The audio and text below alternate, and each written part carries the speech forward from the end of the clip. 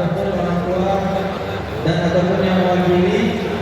Pertama Fernandos, 2 Junaidi, 3 Fadila Wardana, 4 Rani Rafika Guri. Kepada nama yang kami panggil, sudah menuju ke tugas lagi. Terima kasih. Assalamualaikum warahmatullahi wabarakatuh.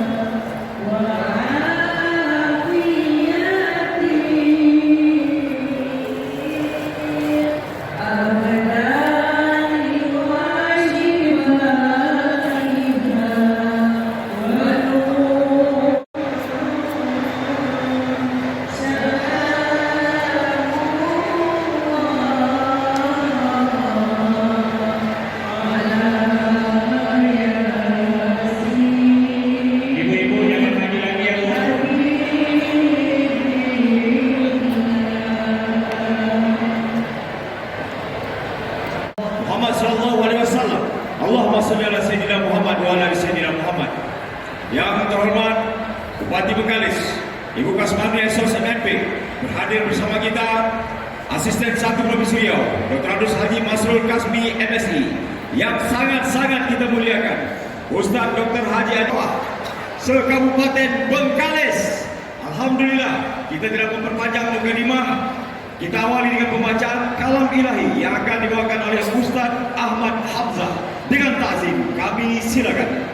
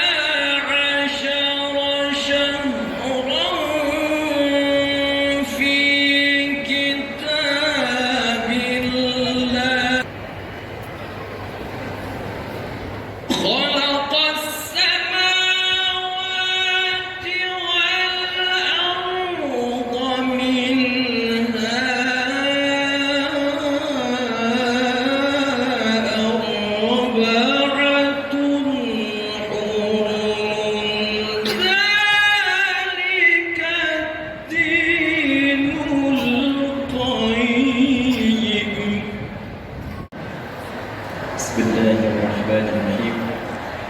Assalamualaikum warahmatullahi wabarakatuh. Waalaikumsalam warahmatullahi wabarakatuh. Alhamdulillahilladzi an'ama 'alaina kamalan ni'mati wal iman.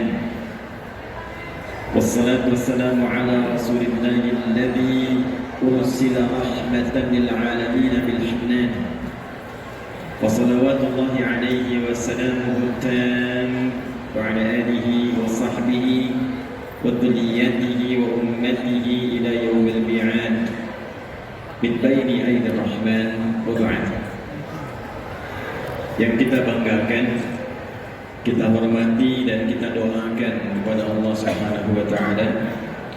Semoga Allah senantiasa memberikan kesehatan, istiqomah dalam kebenaran dan kebaikan, dan diberikan kemampuan untuk membimbing, membina dan memimpin Bengkalis ini menuju kota yang dirahmati, diridhoi dan dimakmurkan oleh Allah Subhanahu wa taala. Ibu bupati kita, kemudian juga disertai saat ini yang tadi beliau sudah sebutkan, banyak para pejabat-pejabat yang Allah tugasi di dunia ini dengan amanah yang tidak mudah. Kita doakan seluruh Forkompinda yang tergabung dalam rangkaian kepemimpinan Ibu Bupati hadir bersama kita, tokoh-tokoh yang saya ikutkan penyebutannya tadi, sampai ke seluruh para camat, sampai juga saya tadi dengar ada yang diutus juga oleh Pak Gubernur untuk mengawal dan memonitor kegiatan di Bengkalis ini sehingga bisa berjalan dengan baik. Yang saya cintai hadir di sini, saya lihat ada TNI dan Polri juga. Kita doakan mudah-mudahan senantiasa dikompakkan, diberikan kekuatan maksimal untuk mengawal ketahanan negara tercinta Indonesia ini. Amin. Dan mudah-mudahan dengan TNI yang Polri juga kuat dan kompak, insya Allah menjadi bagian dari satu pilar yang mengawal kemakmuran Indonesia ke depan. Amin. Dan yang paling spesial, keluarga saya yang hadir saat ini, seluruh lapisan masyarakat, jemaah yang saya cintai, semoga kehadiran Bapak Ibu saat ini tanpa kecuali dimasukkan dalam golongan hadis Nabi Muhammad SAW. Belum selesai, jangan dulu amin. Hadisnya diriwayatkan oleh sahabat Abu Darda radhiyallahu taala anhu, dimasukkan oleh Imam besar Ibnu Majah dalam salah satu dalam kitab sunannya, dari Nabi SAW berbunyi, qala Rasulullah SAW, man salaka tariqan yaltamisu fihi ilman sahhala Allahu lahu tariqan ila al-jannah wa innal malaikata la tad'u ajnihataha ridan li talibil ilmi wa inna tullabal ilmi يستغفر له من في السماوات ومن في الأرض حتى الحيتان التي في البحار وإن العلماء ورثة الأنبياء وإن الأنبياء لم يعطوا دينارا ولا درهما فحظوه بحظ وافر. Paham? Tidak. Man ismul mausul yadullu ala al-fardiyatil 'ammiyah. Kata sambung konjungsi menunjuk pada setiap personnya, setiap orangnya, tapi maknanya umum. Jadi kalau ada ayat di Quran, ada hadis Nabi dibuka dengan kata man, artinya Nabi ingin mengajak bicara pada setiap kita. Karena itu kata para ulama, posisikanlah sabda Nabi itu untuk kita sebagai pribadi. Apapun jabatannya, apapun statusnya, ini Nabi sedang bicara secara personal dengan kita. Saya mau tanya pada ibu, bapak jangan dulu, karena bupatinya perempuan. Ibu kalau diajak bicara berdua dengan ibu bupati, senang tidak? Diberikan hadiah oleh ibu bupati secara personal, senang tidak? Ini Nabi ngajak bicara langsung kepada kita secara personal dan memberikan hadiah melebihi hadiah-hadiah dunia. Kata Nabi, man salaka tariqan, siapapun fulana, laki-laki, perempuan, besar, kecil, tua, muda, status apapun, salaka tariqan, yang menempuh perjalanan walau tidak mudah. Bukan syariah tapi tariq. Tariq itu jalan yang tidak mudah, kadang berliku, kadang berlubang, kadang macet, kadang sampai ke tujuan tidak semudah apa yang dibayangkan. Itu tariq. Sifatnya disebut dengan tariqah. Karena itu orang ikut tariqah tidak mudah, ada perjuangannya. Jangan dikira datang ke tempat ini begitu mudah sampai, tidak. Pun demikian dengan kami, terbang dulu naik pesawat, ganti kendaraan, sampai dengan di sini. Anda pun yang datang ke sini belum tentu sampai dengan mudah. Mungkin ada yang menunggu dari sejak ba'da subuh, ada yang sudah siap-siap ingin dapat saf pertama, ada yang sudah pengen nyiapkan kamera, dapat spot yang paling bagus buat konten. Banyak hal, tidak mudah. Nah, setiap perjuangan merangkak tapak kakinya itu dijamin langsung di lisan Nabi SAW. Sahhalallahu lahu tariqan ilal jannah. Kalau benar niatnya, kata Nabi, kalau benar tujuannya datang betul-betul untuk mendekat kepada Allah, menaati Rasulullah SAW, maka dijamin dengan syafaat Rasulullah saat di yaumil hisab, langkahnya akan diringankan langsung menuju surga Allah Subhanahu wa taala.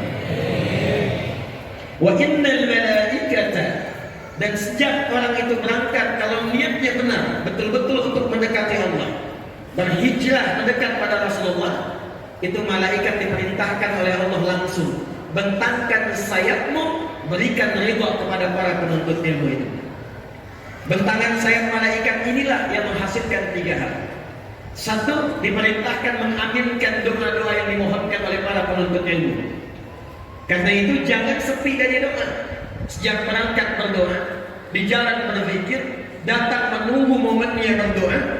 Itulah sebabnya di akhir ta'lim pun, akhir pengajian pun kita membiasakan berdoa. Karena hadisnya sahih.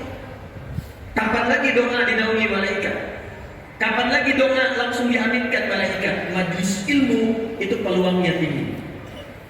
Yang kedua, la tadau ajnihatah ridan li talibil ilmi, makna kedua memohonkan ampunan kepada Allah. Ini yang menyebabkan satu ayat itu viral turun. Seorang pembunuh sudah membunuh puluhan orang, ketiba kemudian ada sentuhan hidayah Allah dalam kalbunya. Allah itu begitu rahman dan lembut kepada hambanya, walaupun dosa itu tergumul, tapi nyawa belum sampai ke kerongkongan, masih diberikan haknya untuk mendapatkan hidayah. Kenal Firaun?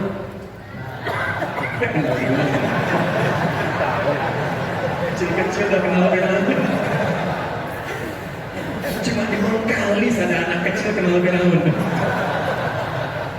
Alhamdulillah. Katanya ngaji nih. Firaun tuh jahatnya luar biasa. Hobinya bunuh orang. Quran surah kedua ayat ke-49. Ngaku Tuhan, ana rabbukumul a'la. Orang sekarang paling keren ngaku nabi. Mudah-mudahan di Bengkalis tidak ada ya Bu ya. Jawa Barat itu ada satu kabupaten, AM dulu pemain bulu tangkis, ngaku nabi. Dibawa ke polisi kita tuh, ditanya bagaimana bisa jadi nabi. Dia bilang saya ke Bogor Pak, dapat wahyu. Orang ke Bogor dapat talas, dia dapat wahyu. Rekor paling tinggi di Jakarta pernah, ya ada LE ngaku malaikat dan minta izin kepada gubernur pada masa itu untuk mendaratkan malaikat Jibril di Monas. Pernah kejadian, ya, tangkap ke polisi kita. Polisi kita luar biasa, jangankan teroris, malaikat tangkap tuh. Alhamdulillah, kita dukung yang demikian. Tapi Firaun takut Tuhan, hobi bunuh orang, ngaku Tuhan, kata-kata kasar. Itu yang menyebabkan Nabi Musa alaihissalam sebelum berangkat mohon kepada Allah supaya dilembutkan hatinya agar tidak tersinggung dengan kata-kata Firaun. Firaun itu kalau sudah berkata, dia jengkel, itu taruhannya nyawa. Anda kalau hidup zaman Firaun, Firaun tidak suka rambutnya, itu bukan disuruh cukur, tolong pisahkan kepala dari badannya. Firaun. Karena itu Nabi Musa berdoa sebelum berangkat, Rabbi shrahli sadri wa yassirli amri wahlul 'uqdatam min lisani yafqahu qawli. Tapi sebelum doa itu dilakukan, turun perintah Allah di surah Thaha ayat 43 sampai 44. Perhatikan, Fir'aunnya, catat ini. Fir'aunnya itu tidak menutup haknya untuk mendapatkan hidayah dari Allah. Dengan sifat rahmannya Allah langsung berfirman, idhaba ila fir'auna innahu tagha faqula lahu qawlan layyina la'allahu yatadhakkaru aw yakhsha.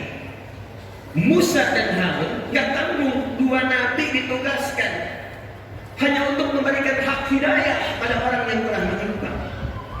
Pergilah kepada Fir'aun, dia sudah keluar dari kewenangan jabatannya. Izin Bu, itu sebabnya nggak disebut namanya, tapi disebut dengan gelarnya. Ada rumus dalam tafsir, kalau di ayat Quran tidak disebutkan namanya secara langsung, tapi disebutkan gelar atau sifatnya, ini memberikan kesan bahwa peristiwa itu mungkin terjadi lagi di masa depan oleh orang-orang yang punya gelar-gelar serupa. Karena itulah datang hidayah untuk meluruskan supaya tidak terjadi di masa depan. Fir'aun dari kata Faraoh artinya raja. yang punya kedudukan, yang memimpin. Maka pesan di ayat ini, hati-hati. Kalau sudah jadi pimpinan, jadi pemimpin, akan ada potensi-potensi godaan untuk keluar dari kewenangan-kewenangan. Kalau menemukan yang seperti itu, bukan dicela, bukan dihinakan, bukan direndahkan. Dahsyatnya Al-Quran mengajarkan, katakan dengan kelembutan. Faqul lahu qawlan layyinan. Ingatkan itu raja dengan lembut, dengan halus. La'allahu yatadakkaru aw yakhsha. Mungkin dengan kelembutan dan kehalusan itu dia sadar ada sesuatu yang dilakukan bukan pada tempat. Itulah Islam. Itulah Islam. Tapi yang mau saya katakan, Fir'aunnya masih dapat hidayah. Cuma saya dikasih tidak diambil. Itulah manusia. Nah, si pemuda ini membunuh puluhan orang, menghunjam hidayah dalam kalbunya, lalu dia memutuskan untuk mencari ketenangan, mendekat kepada Allah. Konsultasi pada seorang kiai, tuan guru pada masa itu. Maka disampaikan oleh tuan guru itu, yang bisa membimbing Anda bukan saya, tapi syekh di tempat fulan. Maka berangkatlah orang itu, diisi di perjalanan dengan memohon ampunan kepada Allah, menyesali dosa-dosanya. Baru di pertengahan dari jarak yang lebih sejengkal, belum sampai ke tujuan, tiba-tiba malaikat maut datang lebih cepat dari apa yang dia bayangkan. Maka wafatlah di perjalanan itu, hanya modal istighfar untuk penuntut ilmu, istighfar untuk taubat, berada di pertengahan jarak lebih sejengkal. Maka apa yang kemudian disampaikan oleh Allah, diperintahkan pada malaikat, taubatnya saya terima, amalan sejengkal itulah amalan pertama yang dia lakukan setelah taubat, yang mengantarkan dia pada ridha dan jannahnya Allah Subhanahu wa taala. Turunlah Quran surah ke-4 An-Nisa ayat 100 untuk memberikan motivasi, termasuk penjabaran dari kisah ini. Wa may yuhajir fi sabilillah yajid fil ardi muragaman katsiran wasa'. وَمَنْ يَخْرُجْ مِنْ بَيْتِهِ مُهَاجِرًا إِلَى اللَّهِ وَالرَّسُولِ. Perhatikan kalimatnya. ثُمَّ يُدْرِكْهُ الْمَوْتُ فَقَدْ وَقَعَ أَجْرُهُ عَلَى اللَّهِ. Siapa yang berniat mengikuti spirit hijrah. Spirit hijrah bahasa Arabnya disebut hijriyah. Iyanya untuk ikut, taknya untuk sifat. Hijrahnya setelah ya nisbah. Kalau kita ingin ikuti spiritnya, membawa pedomannya, kita terapkan dalam kehidupan, maka rubah kalimatnya dari kata hijrah menjadi hijriyah. Kenapa kalender Islam disebutnya dengan hijriyah? Untuk memberikan kesan kepada kita bahwa setiap hari, setiap pekan, setiap bulan, dan dievaluasi setiap berganti tahun, usahakan orang-orang Islam itu selalu mengambil, belajar, dan mempraktekkan spirit-spirit hijrah yang pernah diajarkan oleh Rasulullah SAW. Itu rahasianya kenapa disebut hijriyah. Jadi kalau mau lebih tepat kalimatnya 1445 Hijriyah. Itu lebih tepatnya. Saya kembalikan terlebih dahulu. Siapa yang mau belajar dari spirit hijrah ini, dan dia mau menaati Allah dan Rasulnya, maka kata Allah, kalau masih ajal ada untuk berkehidupan, masih belum tiba wafatnya, akan dirubah keadaannya menjadi lebih baik, lebih makmur, dan lebih sejahtera dalam kehidupannya. Nanti saya berikan rahasia kenapa Nabi Muhammad diperintahkan hijrahnya dari Mekah ke Yathrib, bukan ke tempat lain. Dan itu pembuktian dari spirit hijrah. Tapi kalau ada yang berangkat sampai di sini, kemudian pulang ke rumah, belum sempat melihat hari esok, tiba meninggal dunia. Dengan niatnya saja, kata Allah, saking dahsyatnya kita berkumpul hari ini. Apalagi niat kita meneladani sifat hijrah, saking dahsyatnya. Kalau benar niatnya, betul tujuannya, dia wafat, diterima oleh Allah taubatnya, digugurkan dosanya, dan berpotensi dicatatkan amalannya untuk mengantarkan pada surganya Allah Subhanahu wa taala. Itu ayat Quran. Nah, sekarang kita masuk pada inti bahasannya. Apa sajakah spirit-spirit hijrah itu? Bagaimana bisa kita terapkan minimal di wilayah Kabupaten Bengkalis ini dengan 11 kecamatan, 200.000 jiwa kurang lebih, potensi zakat malnya bisa 700 sampai 800 juta per bulannya. Seperti apa kita kemas itu melalui spirit hijrah? Ini yang akan kita mulai pembahasannya di pagi hari ini insya Allah. Jadi yang tadi mau buat ya. Baik, saya mau tanya sebentar Bu, Nabi hijrah dari Mekah kemana? Ya, salah. Kompak jawabannya tapi salah. Pak, Nabi hijrah dari Mekah kemana? Sering. Ini yang benar. Jadi selama ini kita mendengarnya Nabi itu hijrah dari Mekah ke Madinah itu jadi setelah Nabi ada di sana. Sebelumnya bukan Madinah. Sebelumnya anak keturunan dari Nabi Nuh alaihissalam yang mengembara sampai di wilayah itu masih kosong, maka pada masa itu orang pertama yang menemukan tempat dinamai dengan nama orang ini. Sebabnya kita menemukan di Palestina ada wilayah Kanaan, ya. Kemudian di wilayah tadi disebutkan 400 km dari Mekah kita temukan nama Yathrib, termasuk keturunan Nabi Nuh alaihissalam. Nanti nasabnya sejajar dengan Nabi Muhammad yang juga keturunan Nabi Nuh alaihissalam. Dan di jalurnya Nabi Ismail ke Nabi Ibrahim alaihi wassalam. Muhammad sallallahu alaihi wasallam bin Abdullah bin Abdul Muttalib bin Hashim bin Abdul Manaf bin Qusay bin Murrah bin Kilab bin Ka'ab bin Ghalib bin Fihr bin Lu'ay bin Malik bin Nadar bin Kinana bin Khuzaimah bin Mudrika bin Ilyas bin Nizar bin Mudar bin Ma'ad bin Adnan bin Abdi bin Adri bin Muqawwam bin Nahur bin Tarikh bin Ya'rub bin Yasjud bin Nabit bin Ismail alaihi salam bin Ibrahim bin Azar atau bin Nahur bin Abir bin Kinan bin Al-Fahsyad bin Sam bin Nuh alaihi salam. Ketemu di sini. Bin Mihlail bin Madushalah bin Kinan bin Anwas bin Fis bin Adam alaihi salam. Coba ulangi.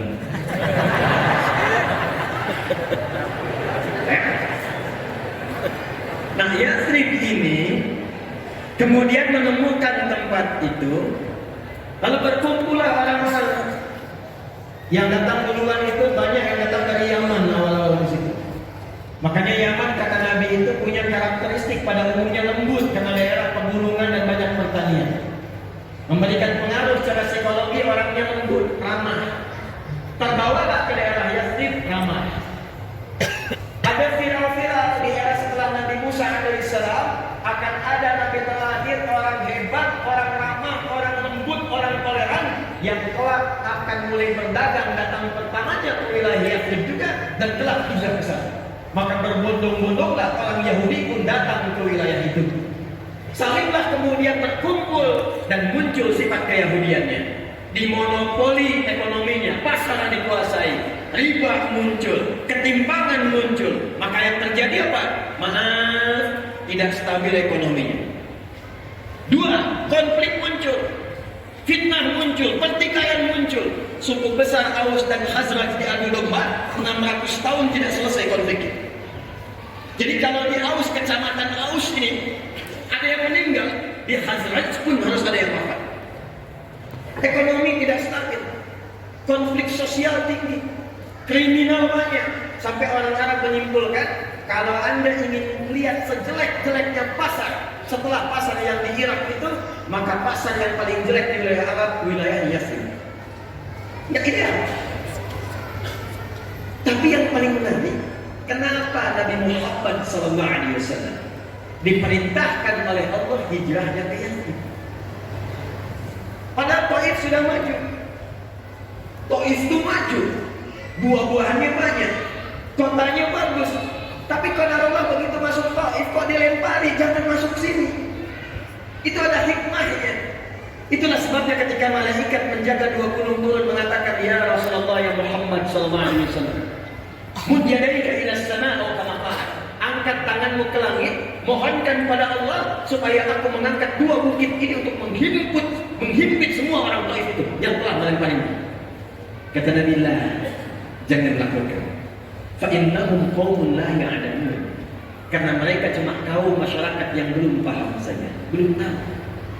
Ini manhaj dari Nabi. Kalau ada orang belum tahu, jangan dicela. Tapi minimal didoakan, lantas diberitahu.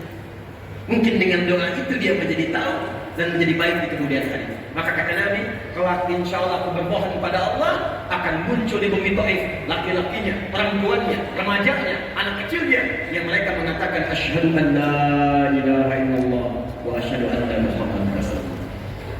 Singkatnya, terjadi peristiwa Isra Mi'raj. Setahun setelah itu langsung berangkat ke Yaman.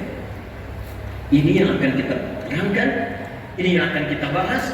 Nabi dalam waktu singkat, kalau sekarang dibawa ke Indonesia 2 periode kepemimpinan, ya 5 kali 2 10 tahun itu cuma 10 tahun yang tadinya terbelakang, tidak punya peradaban, konfliknya tinggi, ekonomi tertinggal, segalanya nggak nampak ideal. Ketika mereka bertanya, mana pasar yang paling bagus? Itu tuh Madinah. Suasananya sudah berubah jadi kota. Mana orang yang paling jujur? Ada di sana, Madinah. Dari suasana terbelakang jadi suasana kota yang menginspirasi, yang mencerahkan. Dalam bahasa Arab, kota yang menginspirasi, mencerahkan disebut dengan Al-Madinah Al-Munawwarah.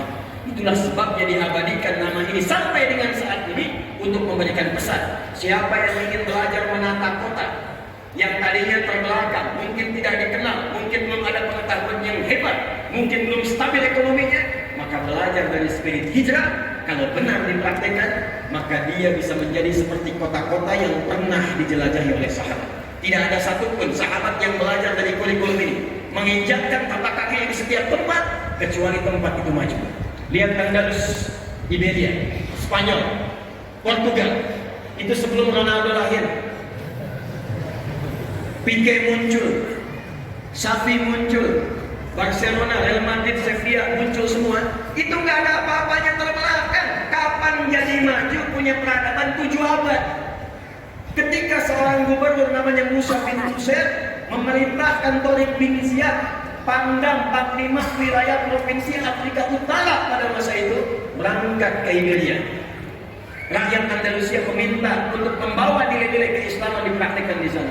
Nggak nunggu waktu lama, selang beberapa waktu langsung jadi kota berperadaban. Peradaban Islam di Andalus.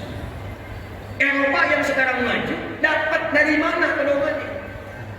Dapat dari mana tuntunannya? Yang Anda lihat sekarang Amerika, Eropa, ada Inggris kemudian, ada Belanda kemudian, ada Jerman kemudian, sampai bahkan ke Pasifik, ke Jepang. Dari mana semua tuntunan itu? Kalau jujur mau belajar sejarah, semua turunannya akan merujuk kepada masa-masa keemasan di Spanyol yang berhubung nasabnya kepada nilai-nilai keislaman. Cepat. Ada 3. Ada berapa? Ada 3. Yang paling pokok, yang bila ini dilakukan dan diterapkan di setiap daerah manapun, akan merubah daerah itu secara otomatis menjadi suasana kota yang cerah. Bengkali siap? Bengkali siap? Takbir. Allahu Akbar. 1. Tidaklah Nabi datang ke Yathrib. Sebelumnya beliau telah melakukan mitigasi dan riset, bahkan dibimbing oleh wahyu. Ini Bu, yang paling penting ketika diangkat menjadi bupati, berpartner kemudian juga dengan DPRD-nya, Forkompindanya, diriset mitigasi. Bagaimana karakter wilayahnya 11 kecamatan 200.000? Apa kecenderungannya? Bagaimana keadaannya? Bagaimana interaksi sosialnya? Maka ketika Nabi menemukan ada konflik yang dengan konflik itu tidak pernah menyebabkan stabilitas, sulit melakukan pembangunan, yang pertama dilakukan mempersaudarakan semua elemen yang ada di Yathrib itu, sehingga semuanya mendapatkan suasana tenang, bahagia dan cair. Maka yang beliau lakukan dan tercatat dalam sejarah, akhat bainal muhajirin wal ansar, akhat bainal aus wal khazraj. Ternyata di Madinah ada pribumi, ada pendatang. Saya tanya, di Bengkalis ada pribumi tidak? Ada. Ada pendatang tidak? Jangan ada kesenjangan. Karena setelah Nabi datang, tidak ada lagi istilah ini muhajirin, ini ansar. Cuma sifat saja. Yang ada adalah ahlul Madinah.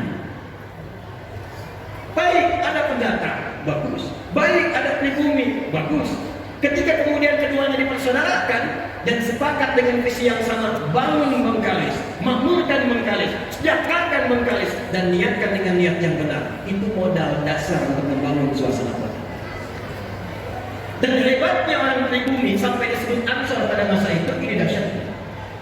Ansor itu mau menolong sedalam-dalamnya, saking dalamnya yang dimiliki pun bisa dibagi. Yang dimiliki bisa dibagi. Nih Pak, tidak ada sahabat Nabi dari Mekah datang kehausan kecuali dijemput oleh orang yang bawa minuman. Ada orang lapar dijemputnya oleh orang yang bawa makanan. Yang dahsyat apa? Bisa mau cerita sedikit saja. Ibu pernah dengar namanya Abdurrahman bin Auf? Kaya tidak? Tuh, nggak salah lagi. Saya tanya di antum yang ikhwan. Abdurrahman bin Auf itu kaya tidak? Tidak. Tidak. Kurang lengkap informasi sejarahnya. Abdurrahman bin Auf itu seorang sahabat tapi tidak kaya. Beliau itu sahabat yang kebangetan kayanya. Kaya itu baru level 1. Kaya itu biasa. Level 2-nya kaya banget. Level 3-nya kebangetan kayanya. Saya bulan lalu pada Allah dianugerahi honoris causa. Itu honoris causa yang paling serius, makanya saya terima. Beberapa negara banyak menawarkan, saya tidak menerima. Tapi di Universitas Muhammadiyah Jakarta ini itu begitu ketat, begitu menantang, sehingga sepanjang perjalanan sejarah kampus cuma 2 orang yang dapat honoris causa. Satu Insinyur Soekarno, presiden pertama. Yang kedua Adi Hidayat. Allahu Akbar. Dan itu 2 tahun. 2 tahun. Mesti dilihat kualifikasinya. Mesti bikin karya ilmiah. Karya ilmiahnya diuji oleh semua profesor yang ada di situ. Di antara riset yang saya lakukan adalah bagaimana mentransformasikan pendidikan, menjadikan pendidikan itu bisa membangun peradaban dan kemanusiaan. Salah satu inti risetnya meriset tentang perubahan orang Islam sebelum hijrah dengan setelah hijrah. Saking kaya bangetnya Abdurrahman bin Auf, kebangetan kayanya, saya konversi nilai kekayaannya. Kalau dulu dikonversi ke sekarang, itu jumlahnya sekitar 72.000 triliun.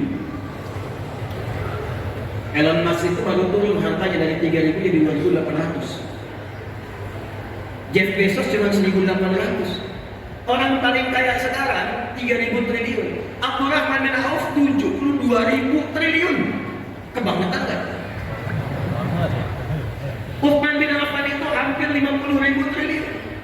Bahkan di antara asetnya masih ada sekarang setelah 15 abad. Anda kalau nanti umrah atau haji ke Madinah, saya doakan yang belum berangkat insya Allah berangkat. Amin. Tidak cukup dengan amin, nabung ya. Nanti ke Madinah itu ada hotel. Hotelnya namanya Wakaf Uthman bin Affan.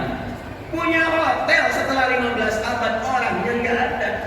Investasinya cuma beli sumur plus beberapa kebun. Diwakafkan karena dulu dimulai oleh Yahudi. Sekarang oleh pemerintah Saudi dialihfungsikan jadi hotel. Hasilnya disimpan di tabungan atas nama Uthman bin Affan, disedekahkan untuk umat Islam seluruh dunia. Orang yang nggak ada punya tabungan di Bank Saudi. Ini orangnya ada belum tentu punya tabungan. Gimana bisa begitu? Kebangetan nggak tuh? Kebangetan. Jadi kalau ada orang kaya baru kaya, baru kaya. Ya, OKB orang kaya baru, OBK orang baru kayanya. Kaget jadinya. Ya, itu belum ada apa-apa. Jalan-jalan pakai emas 2 kilo misalnya kan. Itu belum apa-apa kok. Dicek imitasi.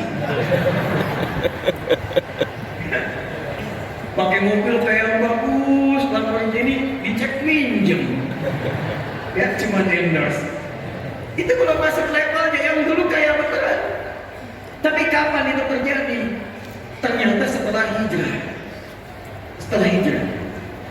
Nah yang ingin saya ceritakan, itu beliau itu saat memilih hijrah nggak mudah. Orang Quraisy mengatakan, lihat kalimatnya, kalau engkau ingin berangkat hijrah ke tempat yang Muhammad tuju, silakan berangkat. Kami gak akan ganggu, gak akan persekusi bahasa sekarang, gak akan eksekusi. Cuma harta yang ada di kamu sekarang kami rampas, silakan berangkat dengan pakaian yang melekat di badan saya.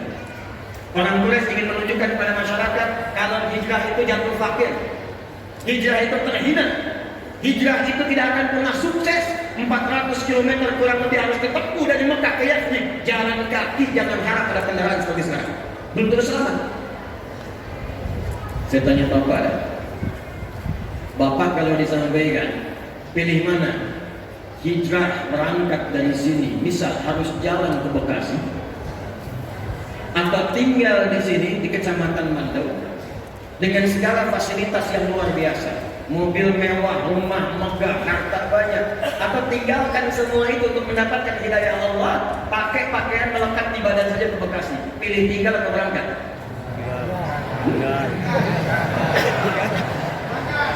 Jawabnya kurang banget.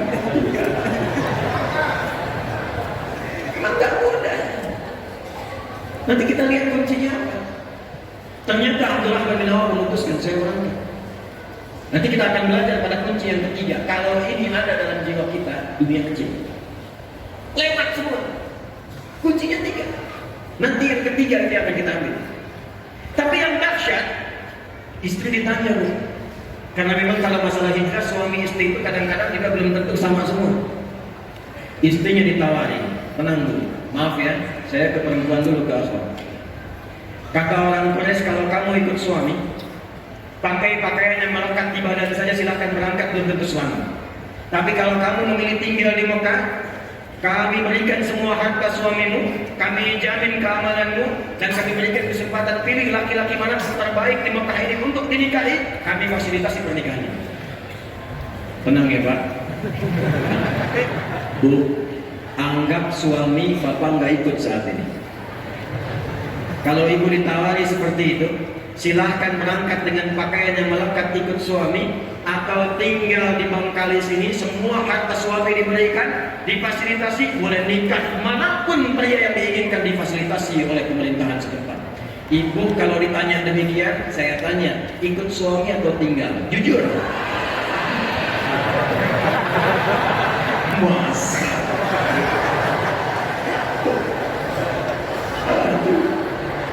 Kemarin uang bulanan telat aja langsung bikin status. Engkau tidak seperti yang aku kira ya. Gak nyangka ya, padahal nyangka tuh. Ternyata istrinya memilih untuk tinggal. Ya ini belum selesai kisahnya. Nih Ansar Bu, Pak Ansar. Nanti saya turunkan ke program ini maksudnya. Begitu berangkat, sampailah kisah ini viral sampai ke Yatsrib. Dijemputnya oleh orang paling kaya yang ada di Yatsrib, yang kebun kurmanya paling banyak, asetnya paling banyak. Dijemput kemudian ditawari karena beliau menyimpulkan, belum tahu nih, punya sesuatu dalam hatinya, belum tahu. Beliau menyimpulkan kalau orang pernah kaya tiba-tiba jatuh fakir, maka akan kesulitan mengelola gaya dan karakternya. Karena umumnya apa yang dimiliki seperti itu gayanya.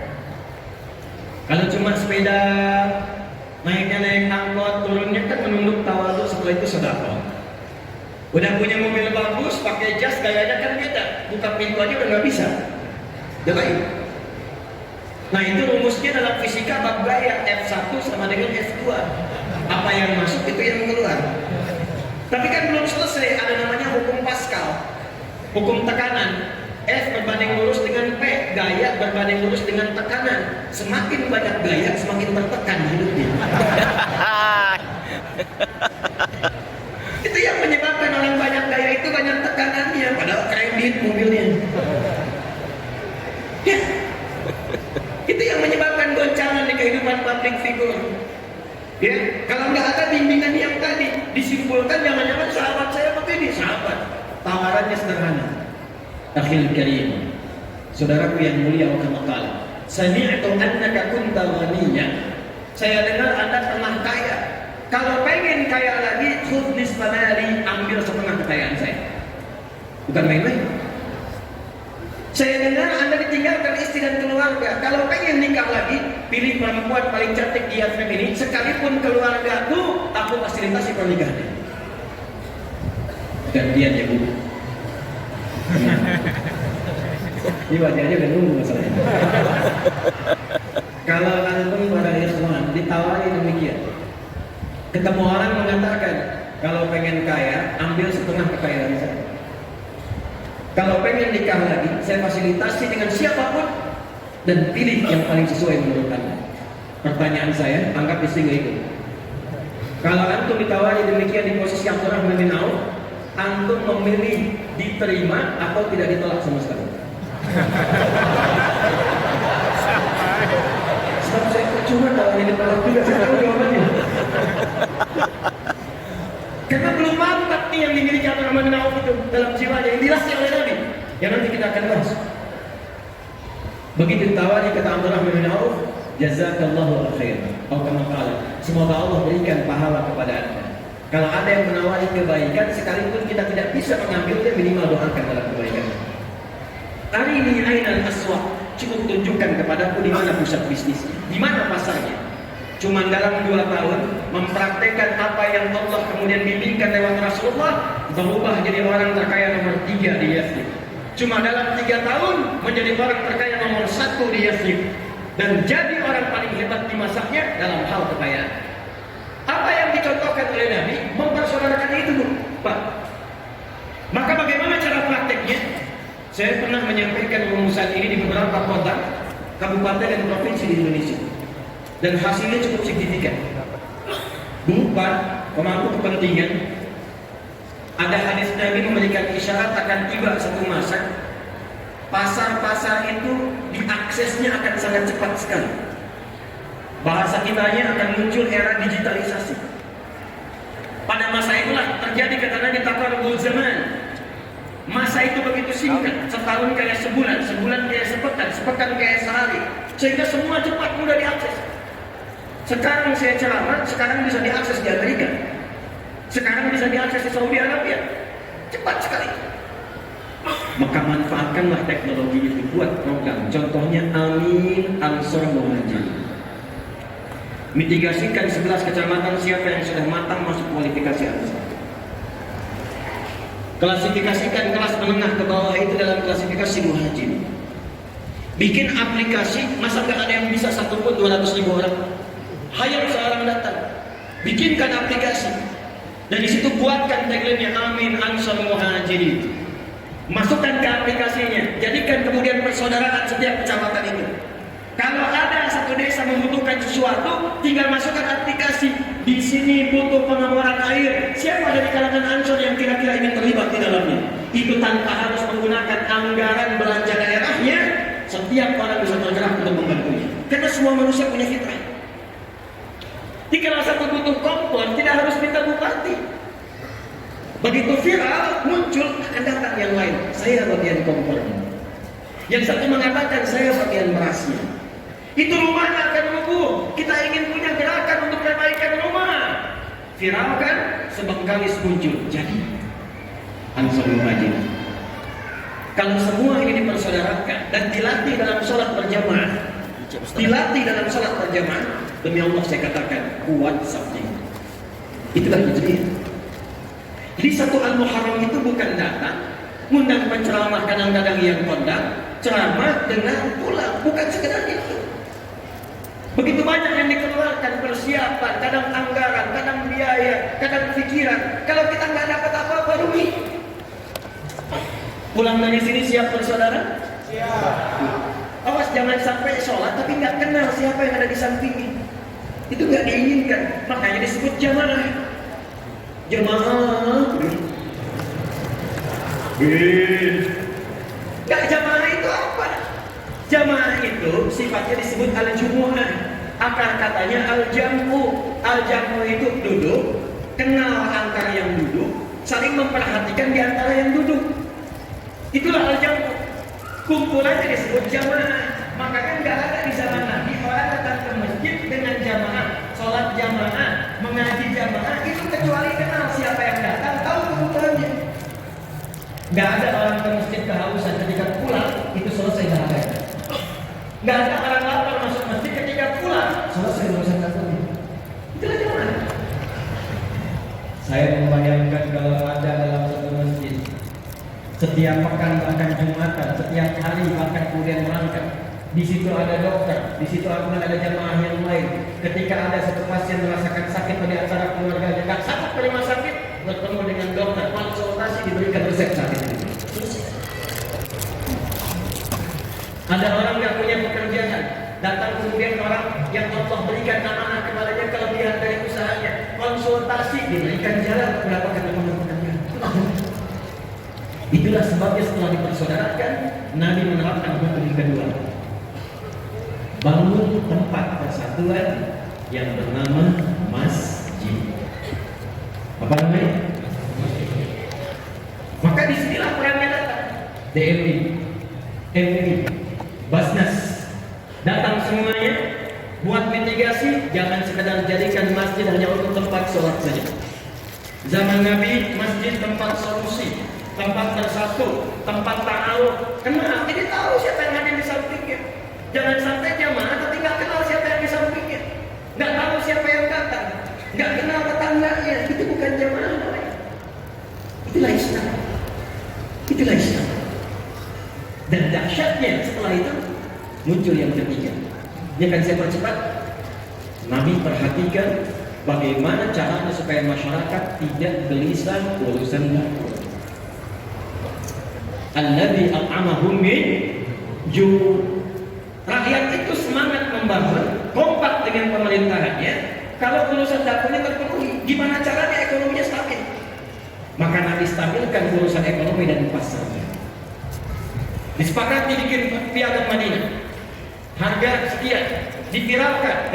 Kalau yang untuk gandum, itu yang itu saja. Kalau yang untuk pakaian, itu orangnya yang itu. Kalau mau kurma, ini pasar kurma seperti ini. Harganya kemudian stabil. Jadi pasarnya itu. Nggak ada orang Madinah belanjanya ke Mekah, nggak ada orang Madinah belanjanya urusan pokok yang di dalam harus ke Syam. Yang nggak ada di Madinah baru keluar dari situ. Tapi UMKM-nya diberdayakan di lingkungan Yasrib yang kelak menjadi Madinah ini. Maka yang ketiga, ibu cek pun berapa banyak UMKM di kecamatan, semua kecamatan Bengkulu yang Bengkalis ini. Siapa saja kemudian yang punya profesi-profesi A, yang jualan beras berapa, yang bertani berapa orang, yang berternak berapa orang, yang di sayuran mana lokasinya. Maka fasilitasi sekarang eranya era digital. Aplikasi yang tadi masukkanlah kemudian usaha UMKM di dalamnya. Jadi masyarakat tahu kalau pesan beras, oh ini di kecamatan Mandau ada berasnya, belanjanya di situ. Siapa yang mengantarkan? Bikin program namanya Ojek Soleh. Yang pakai Gojek berikan aplikasi lokal, itu yang mengantarkan. Biaya dari mana? ASN tiap bulan belanjanya lewat situ. Konfirmasikan lewat Basnas. Masukkan ke dalam masjid, kotak infaknya pakai, modalnya nol, nggak pakai APBD. Saya bukan sekedar teori, kami sudah praktekkan di Bekasi. Kita bikin program Ojek Soleh, di mana absensinya di masjid pakai fingerprint. Ojek Soleh pakai fingerprint, klik. Kalau bukan bagian dari Ojek Soleh, klik. Saya ustaz, saya kiai, saya cek, klik. Silahkan coba lagi. Tukang ojek, klik, masuk. Kapan absensinya dimulai? Subuh. Jemaah. Konsisten sebulan, aman urusan sembako. Tak perlu pikirin di rumah. Sudah dikalkulasikan dari zisnya, zakat, infak, sedekah. Berapa banyak orangnya? Ini bagiannya. Hasil yang didapatkan 70%, hampir 30% tabung. Dibantu profesi. Dikumpulkan, support yang lain lagi. Kalau yang lain sudah bagus, jadikan beasiswa, berikan tabungan umrah. Tukang ojek yang tadinya ngojek, kebutuhannya terpenuhi, bisa umrah, bisa beasiswa anak. Itu seperti tidak. Dan itulah perubahan yang kita siapkan saat Muharram ini. Kalau bisa kita siapkan demikian, akur tempatnya, demi Allah saya katakan, apa yang terjadi di tempat lain, kegelisahan, maaf, coba cek berita tiap hari sekarang. Tiap hari. Kumpulkan, bandingkan setiap portal berita. Demi Allah saya yakin 85% isinya kriminal semua.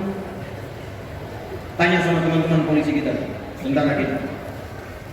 Saya kalau buka berita, yang terlihat pertama kali korupsi, pencurian, penjamretan, pembegalan, zina, perkosaan, puncaknya pembunuhan. Ini nggak pernah terjadi. Yang dahsyat itu, yang tadinya jahiliyah, semua khatam perbuatan tadi, khatam, zina semua jenisnya khatam. Mabuk paling amatir 5 kali dalam sehari, paling amatir. Pembunuhan hampir tiap hari. Tapi setelah peristiwa hijrah, semua aman, damai, tentram, tingkat kriminalitas nyaris 0,sekian persen saja. Selesai. Maka berubahlah kemudian kota Bengkalis ini menjadi Al-Madinah Al-Munawwarah. Amin. Paham? Baik. Bagian penutup di prakteknya. Saya mau tanya, apakah semua yang di Bengkalis ini muslim saja? Tidak. Ada non muslimnya? Ada. Apa semua yang tinggal di Madinah itu hanya semuanya muslim? Ada Yahudinya? Ada non muslimnya? Kok bisa kompak? Kok bisa rukun? Kok bisa maju? Di antara faktornya, Nabi menanamkan nilai-nilai toleransi yang luar biasa yang langsung dicontohkan oleh umat Islamnya. Apa di antara prakteknya? Yuk kita lihat contohnya. Saya berikan 2 saja. Ibu ada yang suka masak, Bu? Ada yang suka masak? Alhamdulillah. Lihat, masih ingat hadis Nabi ini? Jika Anda masak makanan, baunya sampai ke tetangga, maka bagilah makanan itu walaupun ibu hafalnya buahnya. Jadi ibulah yang masak opor, ibu makan ayamnya, ibu bagi buahnya ke tetangga, gitu kan? Saat ibu bagi tetangga, kenapa cuma buahnya, Bu? Hadis Nabi.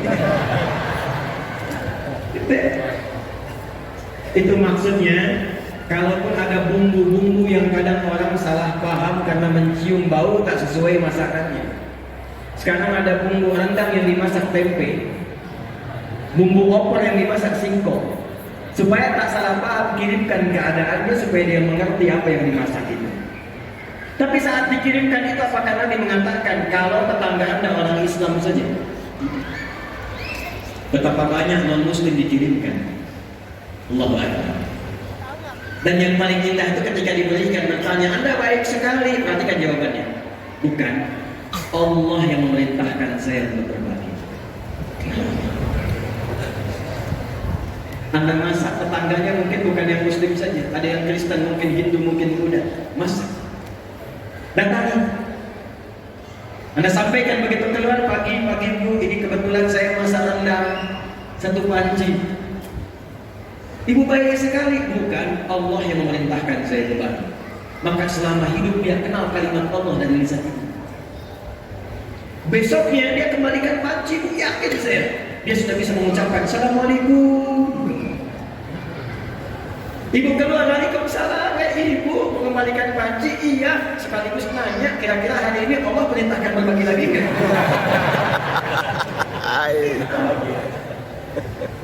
Antum pernah dengar hadis tentang tanaman? Kalau Anda punya tanaman, buahnya kemudian merayap ke wilayah tetangga, maka hakun mustarak, buahnya milik bersama. Pertanyaan saya, dipraktekkan nggak? Ada. Punya mangga, bagian buahnya itu sebagian ke tetangga. Itu hak Anda dan hak tetangga. Kalaupun dia non muslim, datangi. Sampaikan, ketuk pintunya. Saya mau ngasih tahu, apa Pak? Itu ada buah mangga. Oh iya, punya Bapak kan? Betul, saya yang punya pohonnya. Tapi buahnya itu kebagian wilayah pekarangan Anda. Lihat matangnya, jangan sampai Anda membersihkan daunnya, kami yang matang buahnya. Itu adalah hak kita bersama. Kalau ingin ambil, jangan pernah bertanya pada saya, karena itu hak Bapak dan Ibu juga. Dia tanya, dari mana ketentuan itu? Allah yang memerintahkan kami berbagi. Kenapa? Nikmat. Tapi kadang dia nggak tahu kalau tumbuhan beda dengan hewan. Besoknya ayam Bapak main di pekarangan dia.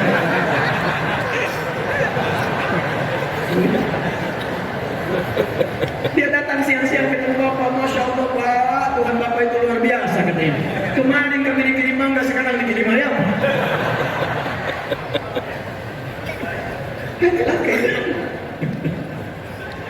Baik, saya kira Tidak banyak yang ingin saya sampaikan. Yang penting poin-poin hijrahnya yang kita siapkan. Jadi sekarang saya ingin membawa resolusi kesepakatan bersama demi Bengkalis yang kita cintai. 1. Siap bersaudara? Siap. Saya tidak ingin mendengar lagi ada orang bertikai di Bengkalis ini. Ada orang yang mengambil hak orang lain. Ada pembegalan di Bengkalis ini. Kalau kita sudah kompak menyiapkan persaudaraan, tunjukkan, berikan inspirasi lewat kegiatan di pagi hari ini ke seluruh wilayah Indonesia bahwa Bengkalis akan memancarkan cahaya-cahaya kemuliaan sehingga menjadi suasana kota yang menginspirasi dan mendapatkan satu predikat baldatun thayyibatan barakatun. 2. Pemerintah dan masyarakat kompak. Hadis Muslim nomor hadis 1855.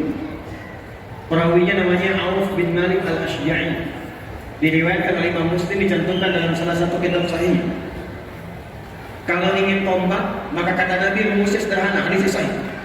Khiyaru a'immatikum man tuhibbunahum wa yuhibbunakum wa tusalluna 'alaihim wa yusalluna 'alaikum.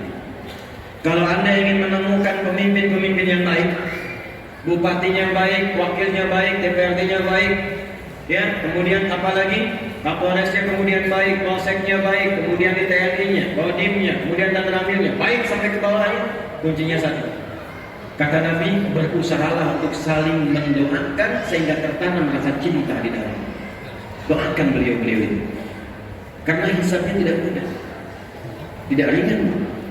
Ada orang kepleset di salah satu kecamatan yang dihisab Pak Camat, laporannya ke bupati. Tidak mudah. Didoakan. Dan ketika doa disampaikan oleh jamaah, sampaikan jamaah, hidayah Allah diturunkan. Datang ulama-ulama yang baik dari MUI-nya, DMI-nya, Basnasnya, duduk sama-sama bagaimana caranya memberikan kemaslahatan pada masyarakat. Ibu pun mendoakan, bapak mendoakan. Kalau sudah saling mencintai, maka dilanjutkan. Itulah yang akan menjadikan semua dikumpulkan dalam kebaikan yang bahkan doa pemimpinnya sulit untuk ditolak oleh Allah Subhanahu wa taala. Kalau Anda kembali, ada masjid, ini sebelum saya tutup, ada masjid tapi nggak ada jamaahnya, tolong data. Siapa saja tetangga-tetangga muslim yang muslim? Siapa-siapa saja tetangga masjid yang muslim. Tidak usah diceramahi, tidak usah dimarahi. Sabtu habis subuhan, sebelumnya beli buah, jangan banyak-banyak, 5 aja. Masukin kresek plastik. Habis subuh, jamaahnya tengok ke rumahnya, datang. Assalamualaikum, Pak. Salam, sehat Pak, Pak, sehat. Kami kira sakit Pak, tadi nggak kelihatan di masjid, jadi kami belum pulang. Kita insya Allah zuhur dia ke masjid duluan sebelum Anda datang. Penting. Setelah itu kerjasama, kuatkan ukhuwah, seimbangkan pasar, kompak kita praktekkan. Semoga menjadikan Bengkalis ini insya Allah sebagai kabupaten menuju kota yang dirahmati oleh Allah Subhanahu wa taala. Amin ya rabbal alamin. Ibu, saya berikan tantangan, Bu. Tapi waktunya singkat, sepekan. Saya ingin Ibu temukan 5 anak penghafal Quran. Saya ulangi ya. 5 anak penghafal Quran. 6 lah. 3 laki-laki, 3 perempuan. Hafal 30 juz.